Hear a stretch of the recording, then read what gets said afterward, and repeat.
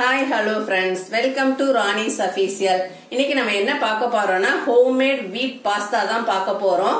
அதுக்கு நான் ஃபர்ஸ்ட் வந்து ஒரு 400 கிராம் அளவுக்கு கோதுமை மாவு எடுத்து வச்சிருக்கேன்.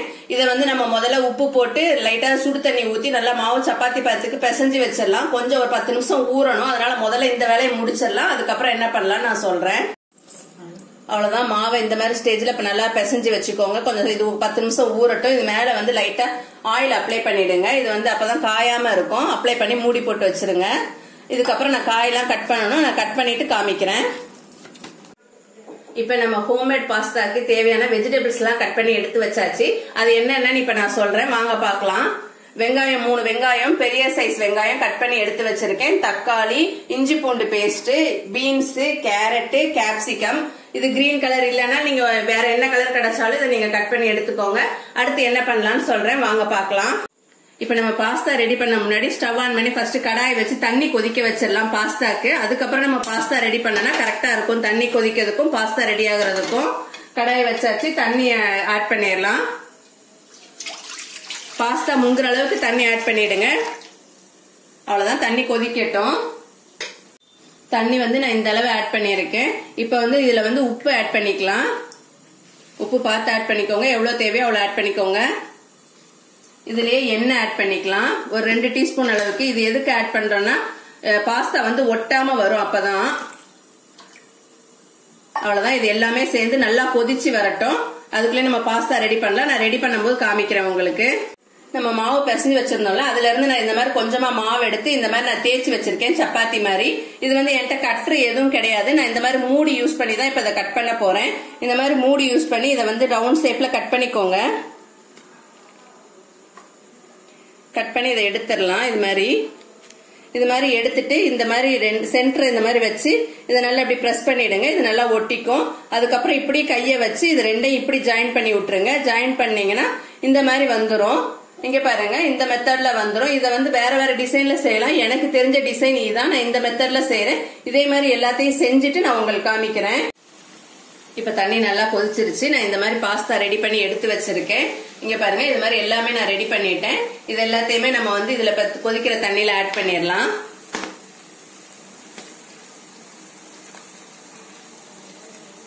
இதை ஃபுல்லா நான் ஆட் பண்ணிட்டு காமிக்கிறேன். எல்லாமே இப்ப நான் தண்ணியில ஆட் பண்ணிருக்கேன். இதெல்லாம் வெந்த உடனே, இது எப்படி வெந்துச்சுன்னு நீங்க பாக்கணும்னா ரொம்ப ஈஸிங்க. இது வெந்த உடனே அதே ஆட்டோமேட்டிக்கா மேல எலும்பி வந்துடும்.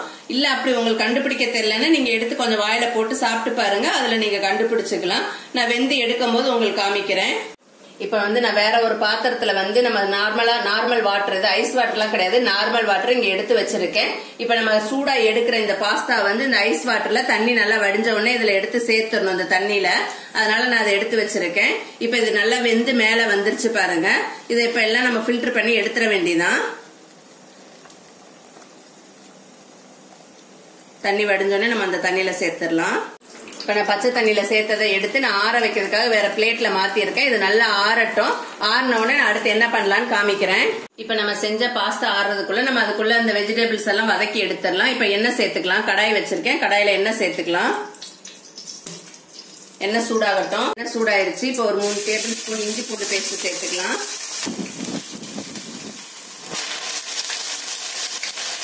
அது வதங்கட்டும்.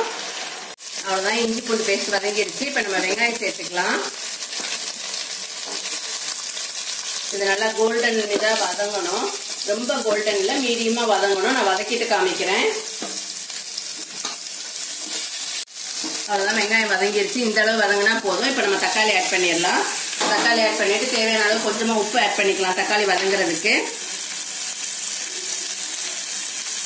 நல்லா வதங்கட்டும். நான் வதக்கிட்டு காமிக்கிறேன். நான் ஃபர்ஸ்ட் சில்வர் கடாயில பண்ணிட்டு இருந்தேன். அது அடிப்பிடிக்கிற மாதிரி இருந்தது. அதனால கடாய் மாத்தி இருக்கேன். இப்ப இதுல தக்காளி நல்லா வதங்கிடுச்சு. இப்ப வந்து நம்ம வெட்டி வச்ச காய் ஆட் பண்ணிக்கலாம். இதுல வந்து பீன்ஸும் கேரட்டும் ஃபர்ஸ்ட் ஆட் பண்ணிடலாம். குடமிளகாய் வந்து லாஸ்ட்ல ஆட் பண்ணா போதும், அது சீக்கிரம் வதங்கிடும். அவ்வளவுதான், நான் பீன்ஸும் கேரட் மட்டும் ஆட் பண்ணிருக்கேன். இது கொஞ்சம் நல்லா வதங்கட்டும். வதக்கிட்டு நான் காமிக்கிறேன். இப்ப பீன்ஸ் கேரட் நல்லா வதங்கிடுச்சு. இப்ப வந்து நம்ம குடமிளகாய் ஆட் பண்ணிடலாம். இப்ப காய்க்கு கொஞ்சமா உப்பு ஆட் பண்ணிக்கலாம். ஏன்னா அப்பதான் கரெக்டா இருக்கும் சாப்பிடும் போது. கொஞ்சமா ஆட் பண்ணிக்கோங்க. இதுல கொஞ்சமா மஞ்சத்தூள் ஆட் பண்ணிடலாம். இப்ப மஞ்சத்தூள் போட்டு நைட்டா நான் கிளறி விட்டுட்டேன். இப்ப வந்து இதுக்கு தேவையான அளவு காரம் சேர்க்கணும். இப்ப காரத்துக்கு நான் தனி மிளகாத்தூள் ஆட் பண்ண போறேன்.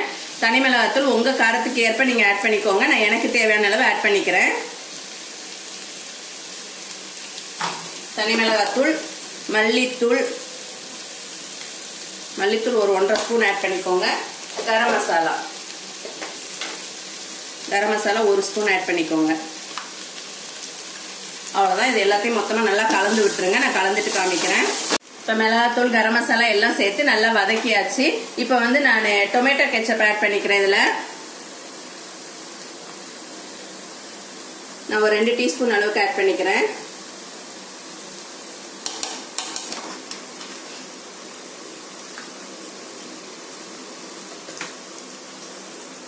சோயா சாஸ் ஆட் பண்ணிக்கோங்க.